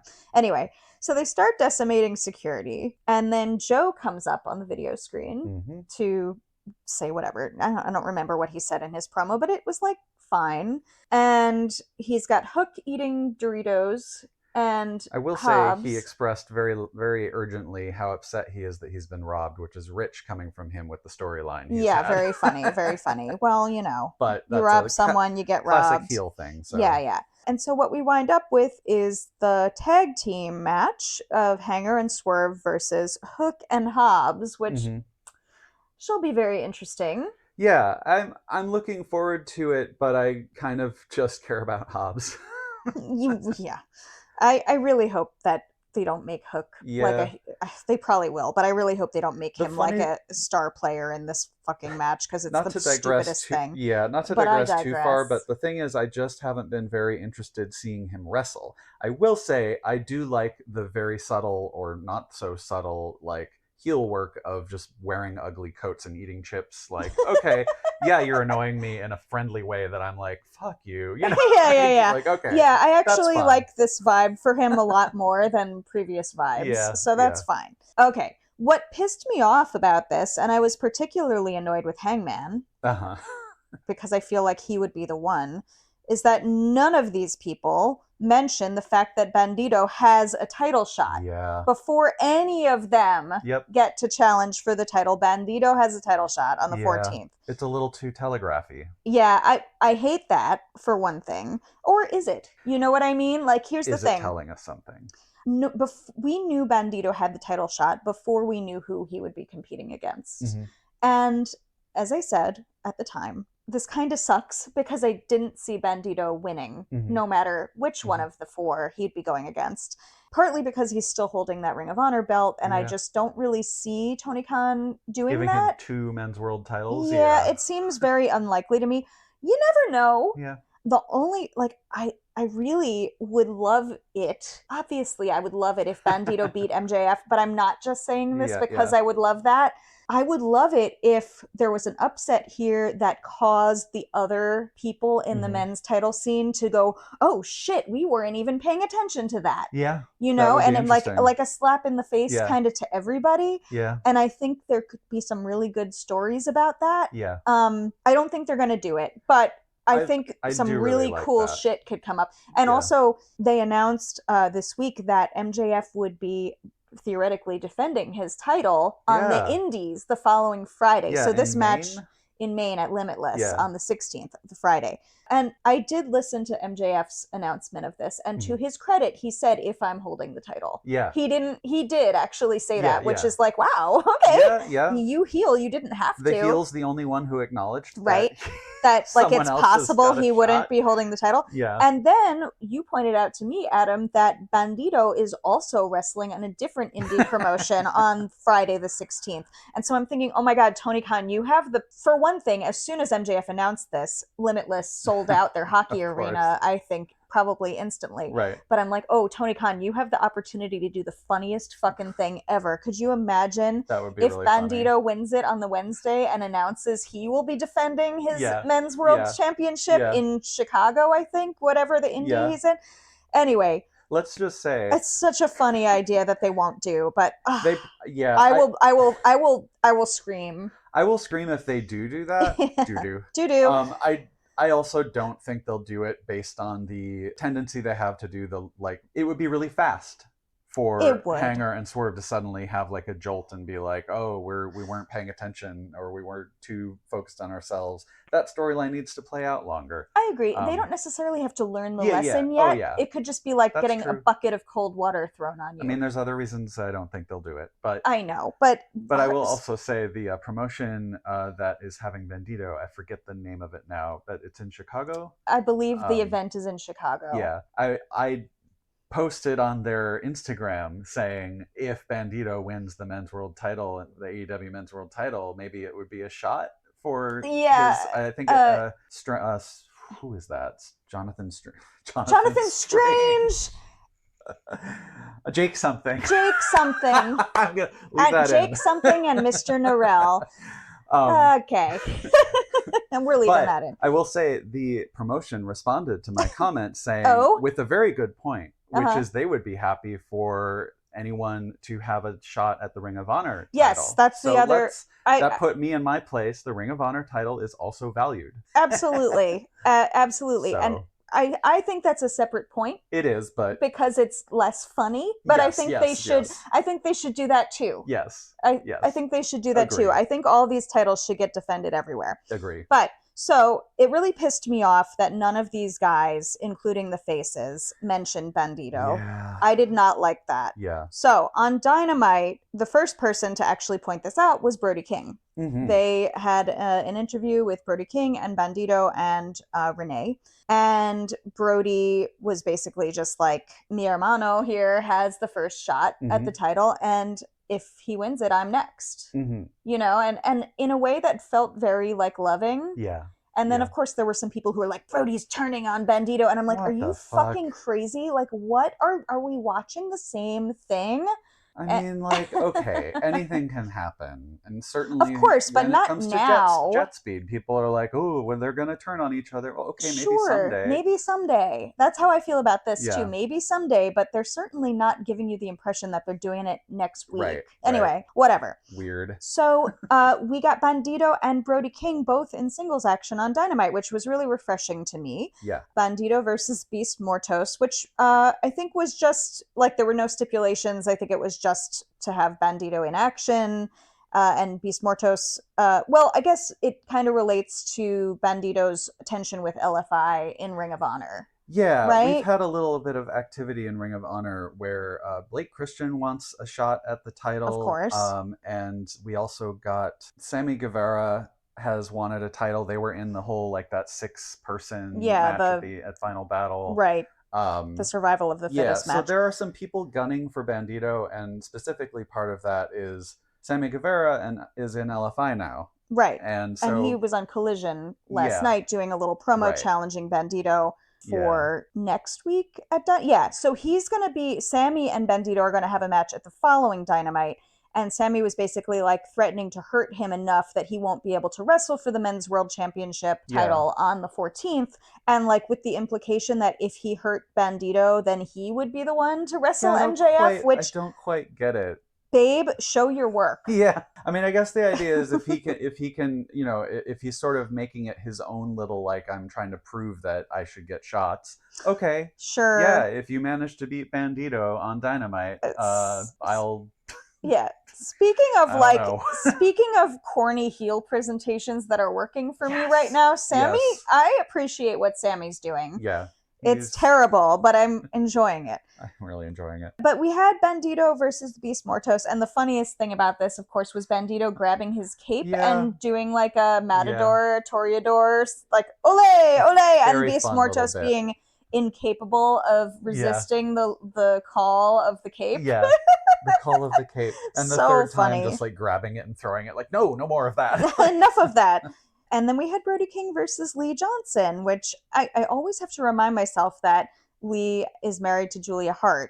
And so I'm like, oh, Brody was probably like just hanging out with them. Yeah. Like he's still really close to Julia, right? So like thinking like they must have set that up. And also like it does tie into the whole like the swirl and all that. Kind of ties into Bandido's situation, but aside from Bandido, like there's no real reason for Brody King and Lee Johnson to be up against each other. So I do love, even if it was squashy, I love that he got to be on Dynamite in a singles match and he got to show off some beautiful aerial stuff. Yeah, absolutely. Yeah. Do you want to say anything else about the men's title chase before we kind of talk predictions a little bit? No, I think everything I would want to say is basically predictions. Okay. I had like this epiphany in the car several days ago, and I don't know how much I still feel attached to any of it, but I was just thinking, let's work forwards and backwards with kind of what people seem to expect. First of all, people are expecting Ospreay either to win the title or to at least be in the title match at All In, right? Which means Ospreay would have to win the Owen because he's not going to be the champion going into All In. Presumably. So, and now on this side, on the side of the now, we have MJF, we have all these other guys who are like churning and yearning for the title and for each other. And then we have Kenny Omega, who has now announced that he is putting himself in the ring in some way. Kenny, so our next pay-per-view is Revolution. I don't personally expect the title to change before then. Yeah. The following is Dynasty in Vancouver. Between Revolution and Dynasty, we're going to be in Canada. They're going to Winnipeg a couple weeks before Dynasty. I was initially thinking, when they announced Dynasty in Vancouver, I was initially thinking, ooh, will Kyle O'Reilly be back? Because they had really strapped a rocket to him before he went out. And I'm still not sure of the nature of his injury, whether it's like a work injury or a shoot injury or what serious it could be. Right. So it's not clear to me whether he will be back or whether he will be. And I know he's like been like a mid-carder. I kind of hate the word mid-carder. It doesn't really mean anything to me. Yeah. Honestly, I kind of think that everyone should have the opportunity to elevate themselves or whatever. Like I think I want to see more people in men's world championship contention anyway. So like maybe it's not realistic to think that Kyle O'Reilly would be in the picture, but I kind of really want to see him there. Anyway, but then Kenny said, and I'm like, well, shouldn't Kenny go into Winnipeg the champion? Sure would be interesting. Right? Like, or, you know, rather than walking into Winnipeg and saying, I have a title match in 2 weeks. Yeah. Wouldn't it make sense for him to be the champion? I would fucking love to see, somebody speculated, like, if Bandido were to win the title off MJF, that, like, we could be looking at a Bandido MJF Kenny Omega three-way at Revolution, which would be really fun. I don't think that's going to happen, but that would be a hoot. But, like, let's just say Kenny wins it at Revolution. So he comes into Winnipeg a champion. Maybe he retains at Dynasty. We don't know exactly what's going to happen. I think Kenny keeps it as long as he wants, right? Is Kenny going to be the one against Ospreay at All In? Maybe, if that's what he wants. Some people seem excited about that possibility. Yeah. Also seems like a long time for him to hold it. I agree. It seems like a long time for this version of Kenny Omega to be holding and defending the title. No offense to Kenny Omega, but I would be kind of surprised. But if that's what he wants, I think they'll find a way to make it work. So there's that. What I was talking about in the car, I was kind of speculating, well, Kenny, maybe he'll have it and then he'll drop it at Double or Nothing. And I thought it would be fun to have it be like something unexpected happens. Like say we're building it so that Ospreay has to win the Owen, right? So you kind of know it's like feels like a foregone conclusion. We don't know exactly when Ospreay's coming back. I don't know exactly when the Owen starts. But like let's say Ospreay comes back to enter the Owen. And it's like, okay, well then we think he's gonna win. So wouldn't it be fun to have a surprise title change at Double or Nothing that like sets up his opponent in a way that doesn't feel like a foregone conclusion? And I was like, what about Kyle Fletcher?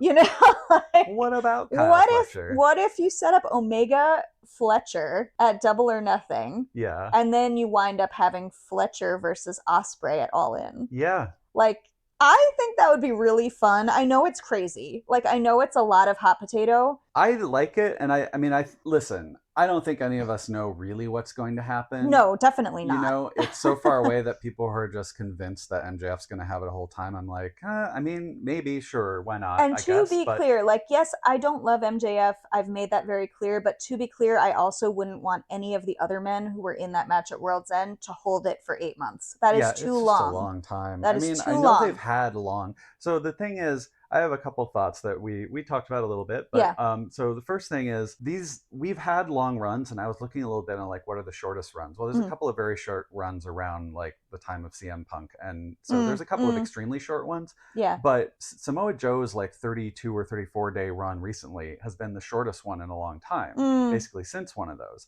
So we've had a lot of like over 100-day runs, and then of course MJF had like it for over a year or whatever. Which I don't know how you guys survived that. All right, but let's move on. I kind of like the idea of trying to hot potato it around a little bit. I do too. I don't know enough about the history of what is good or bad in pro wrestling. Maybe I can understand the idea that like giving it around to too many people might cheapen it. It should be something that's hard to get, right? Sure. But I can imagine some storylines that could work in terms of, well, hey, we actually have some really good people.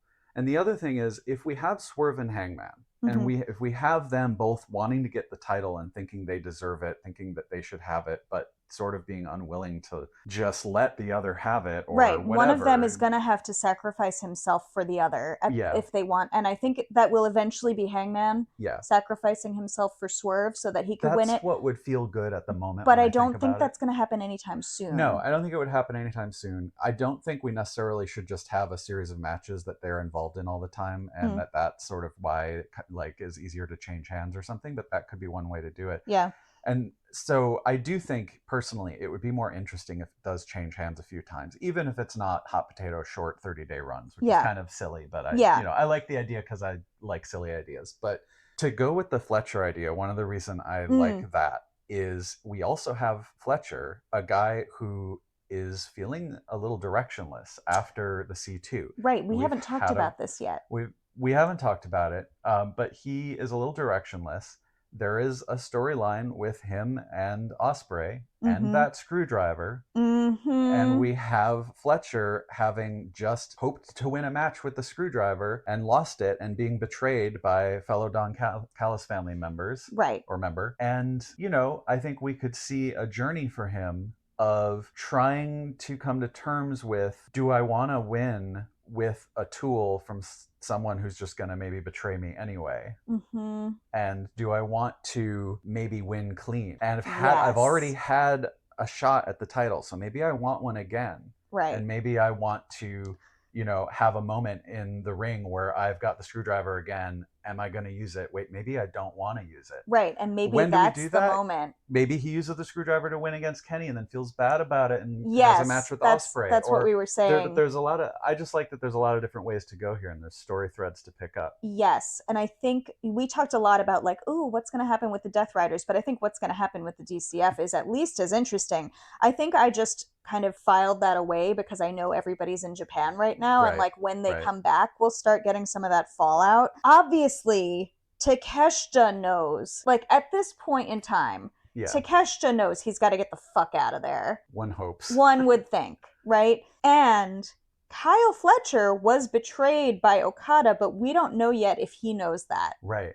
Like it hasn't yet become clear if Kyle knows why his screwdriver wasn't there. I think they made a point of maybe having Renee mention or something that he was studying up for his match with Mox, so he didn't see. Right. So to my mind, and again, the internet, right? A lot of people are like, Takeshita and Kyle are going to leave together. They're going to turn face together. And I think Takeshita's leaving. I don't know. The face turn stuff, yes, one would hope. Mm-hmm. I think Takeshita is going to do that very soon. Mm-hmm. Because, like, obviously, why wouldn't he? I mean, then there's a question of, like, is Don Callis going to support Okada or Takeshita? Yeah, will they kick out Okada? Maybe, we don't know. Yeah. We don't know. But suffice it to say, that schism is not being healed. The one between Okada and Takeshita. Mm-hmm. Kyle Fletcher, I think, is going to come to similar conclusions, but I think it's going to take him longer. So, like you said, and this is something we were talking about, I love the idea of him kind of like slowly starting to question his loyalty to Don Callis and the motives and the actions of the family. Yeah. I kind of love the idea of like you see him struggling with whether or not to use the screwdriver on Kenny Omega. Maybe he decides to use it kind of like we saw with Ospreay and the Tiger Driver. Like, there's always a driver. There's always some kind of driver that Don Callis wants you to use. And you're like, I don't know, man. And so he's deciding whether to use the weapon. Maybe he uses it. Maybe he doesn't. Yeah. And then when he gets to this theoretical match against Ospreay, either he still has the backing of the DCF, but he has in his mind moved away from that. Yeah. Or... it would be sort of like a reflection of the Death Riders. Could be. Like, if the DCF comes in to try to interfere on Kyle Fletcher's behalf, but he doesn't want that, it's like, it definitely kind of inverts the story from the previous year's All In. Yeah. And I would enjoy that personally. Yeah. I think at one point, and there might be a wrench thrown in this by whatever is happening with the Death Riders. No doubt. I think at one point we even were sort of shooting out the idea that the Don Callis family may try to interfere in a big match, but the Death Riders may... Let's just take Mox's sort of newfound love of like clean fighting, even though he is still talking about we'll cheat if you're going to cheat, Right. But the love of clean fighting could lead to a bit of like the Death Riders run in to take out the DCF. That's what we were talking about, and now I believe less that would happen. All the fighting around here clean. I believe much less now that something like that will happen. Unfortunately, let's be honest. We are also already talking about 5, 8, 7, 5, 8, 10 steps down the road. Oh yeah, and to be absolutely clear, I will not be mad if any of this does not come to pass. This is only play. But it is nice to know there's so much to play with. Yeah. I feel much better after this week that we have room to play. You know, I think... Yeah. And again, like, could it just be MJF holds the thing for 8 fucking months and then Ospreay takes it at all? And like, that could happen. But boy, that will be a lot of missed opportunities, I'll just say. Yeah. If that's what happens. All right. Is there anything else you wanted to say about that? Nope. Cool. I'm sure we will talk about this much more over the coming months. I want to touch on a little bit of what happened in Ring of Honor. We had the YouTube special on December 30th, and then we had the regular Honor Club episode on New Year's Day. Yeah. All of this was stuff that was filmed at the Hammerstein, so we were there for all of it, which was very fun for us. Just to specially shout out all the local talent that got used once again. So we had On the YouTube special, we had Red Velvet versus Janai Kai in a Proving Ground match, which I really enjoyed. We had YDNP, Jordan Oliver and Alec Price against the Death Riders. Again, love. Yeah. Those guys looked so good. And also, right, we didn't mention that MJF is theoretically defending his belt against Alec fucking Price at Limitless. Not just on the indies, but against Alec Price. Yeah. Woo! Let's sign that boy. That's really great for him. And he is really fun to watch. I'm still really new to some of these indie folks, but we've seen a few things with them, and sign him. Yeah, 100%. Sign him and Jordo. And then, okay, so we don't have too much to say about like Mark Davis in action against Matt Mako, but I was happy to see Matt Mako. But we have to talk about Satnam Singh in action. Yeah. We were holding back last time because we didn't want to spoil anything, but Charles Mason making his Ring of Honor debut got the biggest fucking pop of the night, second to Eddie Kingston. Yeah. Yep. They basically cut him coming in because like it's a squash match, so why would you show him coming out? But like as he's coming out, the whole place is starting as soon to as the see crowd who's coming realizes out and it's be like, him, they freaked the fuck out. Yeah. People like that guy. Yeah, man, we love our little psychopath. When we had watched the House of Glory event or part of it from Friday the 19th. We probably would have in fact gone to that event. Those events happen like really close to where we live, and we already had a full weekend of live graps planned, so we were like, can't really justify it. It's too much. Anyway, we didn't go, but we watched at least like a few of the matches from that event, and we noticed that Charles Mason had totally different new gear. Instead of his like business attire that he usually wears. He has these tights with like rhinestone blood splatters on it. And I thought, does this mean he has like a date, an audition or a date at the Hammerstein, whatever. I didn't totally expect him to come out, but we, as soon as I saw him, like I went nuts, the crowd went nuts. It was so fun. And I think he looked good, honestly. Like obviously it's a squash. The most of a small opportunity. Yes. And I'm very happy, certainly after all the talk we've had about Hyan and Maya World, I'm really happy to see people just coming in, showing humility, showing like willingness to work, and also kind of showing what's special about them. Oh yeah, going in these right very into short bite Satnam's hand. Yeah, they do the handshake, and then he bites him on the hand. It's perfect, and then he jumps on him like he's gonna do the sleeper hold. That's like his thing in a nutshell. He did a really good mini showcase. He really did. I mean, did he get a Death Valley driver on Satnam Singh? Absolutely not. But did he catch him out of the air into a chokehold? No. But that would have been, he would have died. But yeah, we have talked since we started like noticing Charles Mason, and he occupies a lot of rent-free space in our heads. We have talked about like how could he, or could his gimmick possibly fit in, because it feels very indie, and it also feels like the kind of thing Tony Khan doesn't really like. Yeah. Like he doesn't really go for the kind of like creepy stabby people, or like not necessarily. That's not really his thing.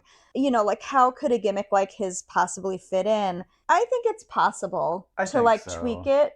You could kind of tweak it sort of in the direction of like Tekla as an example of like somebody who's like, they're psycho, but they're fun, like, I don't know. So anyway, really excited to see him, and hopefully, we'll at least see him more on Ring of Honor. Yeah. We'll see when they come to town. We shall see. And then on Honor Club on New Year's Day, we've been having a little bit of a storyline with Billy Starks, Athena, and Deonna Purrazzo. Yes. Where Athena's previously saw a match between Billy Starks and Diamante, Athena's minions, going after Deonna Purrazzo, who was teaming with Madison Rayne. Yes. And I think the first time that happened, the minions lost, and then Athena was upset. She was already upset that Billy Starks didn't lost win. The pure champion. Yeah, because of course Athena Where's wants my belt? to have the belt that wouldn't be hers if Billy had. It's whatever, typical stuff. What's Billy's is Athena's. Right.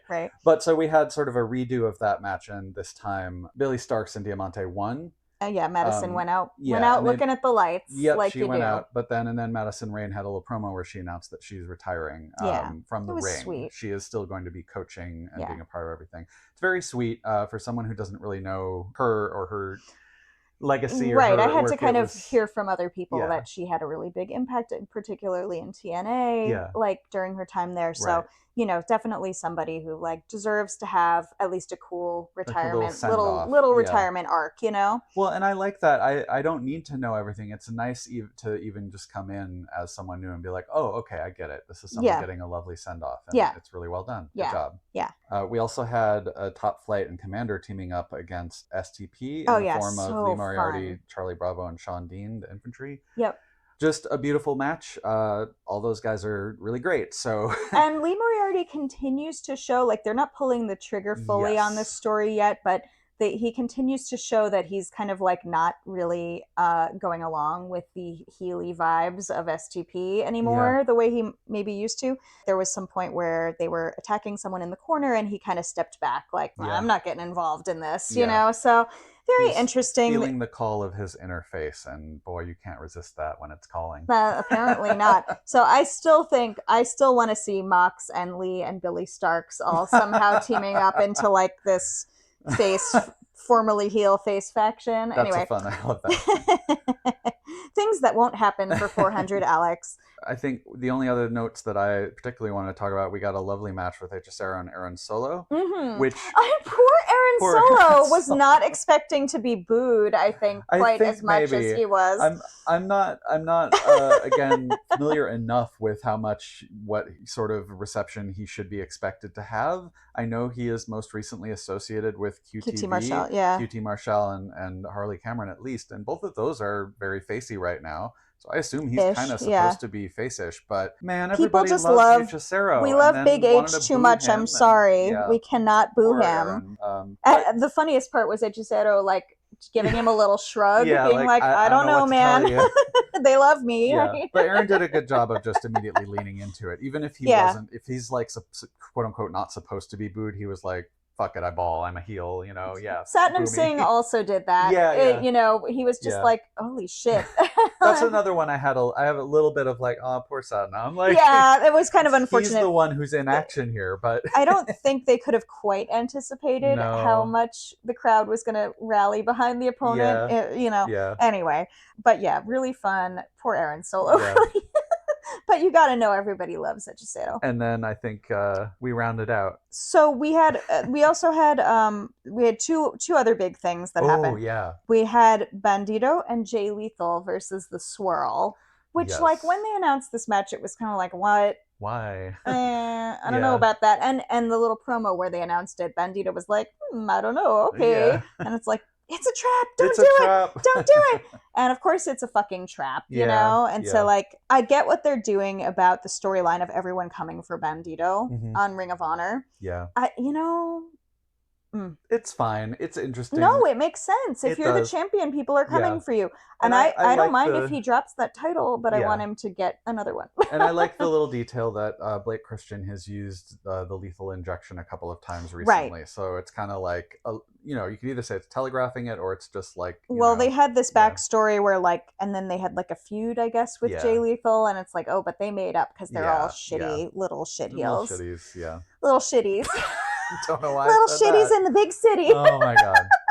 Anyway, and then they capped off, and I had wondered why they waited so long to show us this match, but then I realized like maybe they wanted to show it to us as the final thing from the Hammerstein. Yeah. Which, like, I don't think it was necessary, but it was kind of like... I feel like it should have been on Christmas, I think so. I was expecting this to be on the Boxing Day Brawl, which was the MXMTV and versus Dalton Castle and the Outrunners Fight Without Honor, where they trashed all the Christmas stuff, and they trashed the whole arena, and it was so fun. I was expecting them to do it for Boxing Day, but I guess they didn't want to show it and then show us more Hammerstein stuff with everything intact, which like whatever, I get it. But it's very fun, a really nice way to tie up the holiday season and triumphant over the Grinch. Triumphant over the Grinch. That was so fun. They really outdid themselves, I think, with that match. I mean, there were so many fun moments with just down to the little green chest hair on Johnny TV. Yeah. Yeah, all the boys getting knocked out and just laying on the ramp for the rest fully of the match. Dead. Dalton Castle getting put in a bag and like needing help getting himself out. Yeah, the tree immediately becoming a weapon. Yeah, so tree becoming fun. a weapon. We got some table falls. We got Legos, and we to got be stepped on. Yeah, getting. Of course, at the Hammerstein, I couldn't tell what it was. I thought it was like crushed up glass ornaments. I couldn't tell until we watched it that it was Legos. Yeah, but yeah, I loved the bit of the box getting punched through, and then and then the brick. Mansoor trying to do that back to one of the outrunners, yeah. and it's a brick in there. It's like, brick in a box. Brick in a box. We got a nice joke. Yep. Sorry. And then it was very fun to see it in person, obviously, and then it was really fun to see it with commentary. Ian in Caprice is wonderful also, but Ian in particular was like really out of control during this match, and it was very enjoyable. He was feeling it.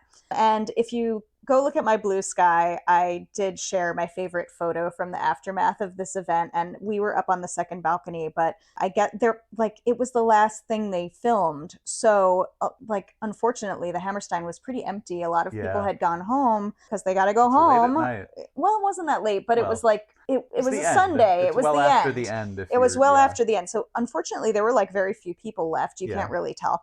But so we're up on the second balcony, and I guess Truth just happened to see me taking a picture. Of course, I'm up there cheering and everything, and he happens to see me taking a picture, and he points right up at me. Yeah, and so you see like the whole kind of aftermath, and there's like shit all over the place, and boys are sprawled, and I think Taya is starting to drag Johnny away, and Mansoor is walking off with a box on his head, and you know, it's just very, very fun. So if you haven't seen that, go take a look. But yeah, that kind of wrapped up the whole year. I think so, and I think we've got a lot of fertile soil for going forward. For sure. Even if some of us feel like there's the occasional uncomposted turd in the soil. Yes. Yes. There's still a lot of fertile ground and things to look forward to here. So. I'm hopeful. Like, it feels right now like most of the turds are being shoveled where they're supposed to be shoveled. Right. Which is more than I could have said last time. Yeah. So, let's see. I hope they let Shelton either talk next week or they don't do talking. You know, like, I just don't want to hear, I don't need MVP on the mic for several minutes. But we'll see what happens. Yeah. I'm looking forward to all the matches that have been announced so far. I'm also looking forward to us going back and finishing up Wrestle Kingdom. I didn't want to stay up all night. I don't work nights anymore. So I'm not doing that for fun. But we did sign up for NJPW World, and I decided, like, let's at least watch it. So we have to go ahead and finish that. And then I look forward to kind of seeing the fallout from all that as everyone comes back from Japan. What we have seen so far, it's really, you know, we've watched some indies, we've watched some CMLL when we can. Yes. I think this is, aside from isolated matches on YouTube or like highlights, this is our first time really watching NJPW as an event stuff as an event. Yeah. And 100%. It's just really nice to, again, to see like a different flavor of wrestling and a different flavor of presentation. I'm enjoying and I didn't realize this was like on the pre-show. Chris Brooks had his NJPW debut and presumably his Tokyo Dome debut. That's cool for him. And then we just watched Shuri against Saya Kamitani, like, fucking awesome match. Like, I don't see myself watching a ton of Japanese wrestling, partly because of the time difference and just like already having so much wrestling to watch. Too many drops. But yeah, exactly. I don't have room in my life for all of these graps all the time, but I'm really enjoying just like watching this event as at least as a one-off. Yeah. And I appreciate that, you know, I'm not just in it to watch my AEW favorites, but it helps me kind of get into like, oh, what should I start with? You know? So I've really been enjoying this crazy ride with you. Same. So yeah, I think that's it for the graps. My crazy life update is that I'm going to Revolution. Serendipitous. It really is. Like, I just about never find myself in Southern California. The last time I was out that way was like more than 15 years ago, but I realized that due to unrelated travel, I would be in Southern California. I had my flight already booked to go back to New York on the Saturday, March 14th. And then I looked again and I was like, wait a second. That why? That's so sad. Yeah. Like, you're right there. I was just, well, I'm not even right there, but I'm like, I could take the train to, I could change my flight. I could take the train to LA, like from where I'm going to be. And let me at least see if it's doable, you know? And it's winding up that it's not necessarily going to cost me that much extra to do it. So I'm in a position, thankfully, with work where like I can just request that extra day off and make it happen. So that's really like, it's exciting. crazy. And I'm sad that I'm going to be at the show without you, but also like, I'm going to be kind of off the grid for the week prior in a funny way. So I'm going to have to I'm going to miss the go home show probably. Yeah. So like I look forward You'll be without to some information. I'll have to fill you in. You'll have to give me the Cliffs Notes beforehand, and then I'm gonna have like 12 waking hours in LA, and I've never been in LA. I've never been to LA in my life, so I'm kind of like, it's a little overwhelming. A little bit. It's a huge city, and I'm gonna only explore a teeny tiny bit of it probably, but I am looking forward to having a little adventure. Yeah. That's cool. So I will have to let you guys all know how that went when, down you're the road. Going to be seeing Brody versus Bandido in a very in a death match, so where Brody kills Bandido and Blake Christian comes and rolls around in his corpse. That's what's gonna happen. Anyway, so thanks for joining us for another wonderful episode of Chatter Machine. Why you do, I don't know, but thank you. Find us on Blue Sky and Instagram at Chatter Machine, or email us at chattermachine@gmail.com. Please like, subscribe, and leave us a tender-hearted review wherever you get your podcasts, including YouTube. Thanks as always to Sasha Enda for the theme music. For details on that, please check out the show notes. Thanks, everyone. Top Guys out.